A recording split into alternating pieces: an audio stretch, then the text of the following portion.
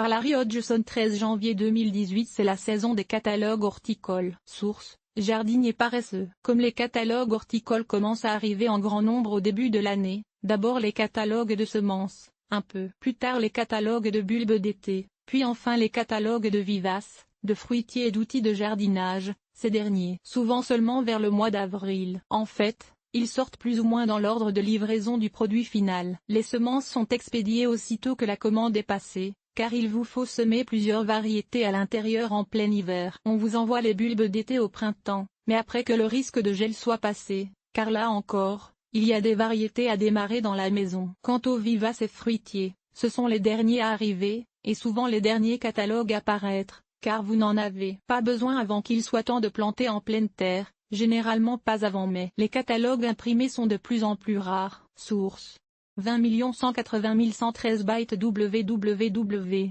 Rustica fr. Autrefois, les catalogues par correspondance étaient imprimés et étaient disponibles seulement par la poste, mais de nos jours, presque tous les catalogues ont une version web et d'ailleurs, plusieurs catalogues sont maintenant disponibles seulement en ligne. À cause des coûts d'impression et d'expédition, chaque année voit apparaître de moins en moins de catalogues imprimés. Une longue histoire. Catalogue de toutes sortes de graines du sieur d'Andrieux, datant de 1766. Source: www. Jardin de France. Org. Les commandes de plantes et de semences par catalogue ont une longue histoire, datant du XVIIIe siècle. D'ailleurs, jusqu'à l'arrivée des jardineries, centres-jardins, dans les années 1950-60, c'était souvent la seule source de végétaux pour les jardiniers amateurs. Je me souviens des livraisons de pommiers à la ferme de mon père. Les petits arbres arrivaient à racines nues et sans feuilles, de simples fous avec une étiquette d'adresse attachée à leur tronc. Croyez-le ou non, ils reprenaient toujours. De nos jours, cependant, les plantes sont beaucoup mieux emballées et arrivent généralement en parfait état. Sinon, on avise le fournisseur qui les remplace alors. Commande de semences. Source: Projet Ressources. WordPress. Comme quant aux semences, le système n'a pas changé depuis des générations. Contrairement aux plantes vivantes, qu'il faut commander de son propre pays, à moins d'obtenir un permis d'importation de son gouvernement et un certificat phytosanitaire de la pépinière fournisseuse, ce qui augmente de beaucoup les coûts. On peut généralement commander des semences de n'importe où dans le monde sans permis spécial. Les semences arrivent dans une enveloppe, un paquet s'il y en a beaucoup. L'enveloppe contient les sachets de semences, semblables aux sachets de semences qu'on voit en jardinerie, mais généralement sans illustration. Commandé au XXIe siècle, le paiement est beaucoup plus facile aujourd'hui que par le passé. Autrefois, vous deviez envoyer un chèque ou vos informations de carte de crédit par la poste, avec la complication que, si une plante ou une semence était en rupture de stock, le fournisseur devait soit faire des ajustements et vous rembourser la partie de votre commande non livrée, soit vous offrir un crédit sur les commandes futures, soit vous envoyer des substituts en guise de compensation. Pas toujours des végétaux que vous vouliez. Avec la plupart des catalogues en ligne, quand vous cliquez sur Aller au panier, vous avez tout de suite le total de votre commande. Il n'y a donc rien à calculer. Source: www.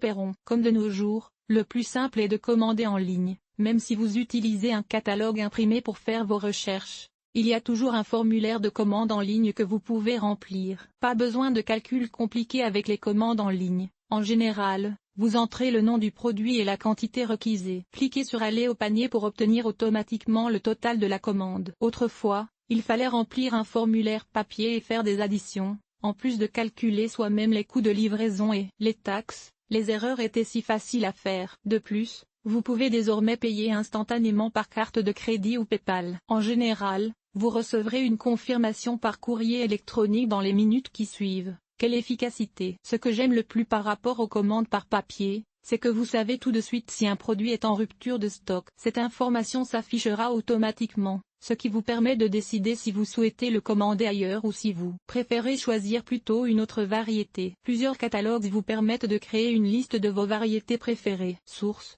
Semences de portage.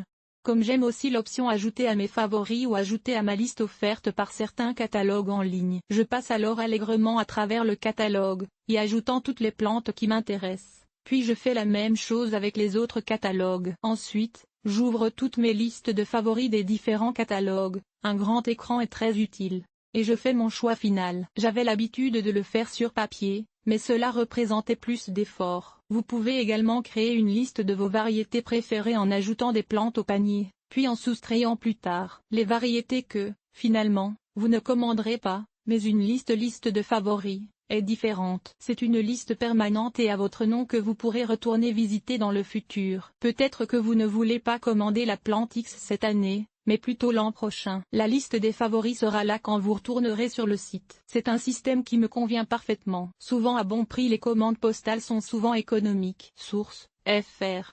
Fotolia. Comme plusieurs jardiniers néophytes seront surpris d'apprendre que les semences, végétaux et outils vendus par la poste coûtent souvent moins cher que les produits équivalents offerts en jardinerie, même quand on y ajoute les frais de livraison. C'est que les fournisseurs postaux n'ont pas à maintenir un coûteux magasin dans un espace commercial fortement taxé avec bon nombre d'employés. Souvent, il s'agit d'entreprises familiales et ils font leur travail à partir de leur bureau à domicile. Sans catalogue à découvrir, allez à catalogue sur la page jardinier paresseux pour voir une liste de plus de 100 catalogues de semences, de plantes, d'outils, etc. Il s'agit d'une liste qui saura surtout être d'intérêt aux jardiniers canadiens, car je n'y inclus que des compagnies canadiennes ou qui expédient au Canada sans nécessiter un permis quelconque. Le nombre de fournisseurs postaux ne cesse d'augmenter avec les années et je vous remercie de me signaler tout fournisseur que j'aurais oublié. Notez que les fournisseurs inclus dans cette liste doivent nécessairement vendre par la poste. C'est vrai qu'il existe d'incroyables pépinières locales qui offrent des végétaux extraordinaires, mais je vise ici des sources où mes lecteurs n'auront pas à se déplacer pour faire leurs achats. Toutes mes excuses aux amis et amis d'autres pays de me limiter à une liste canadienne,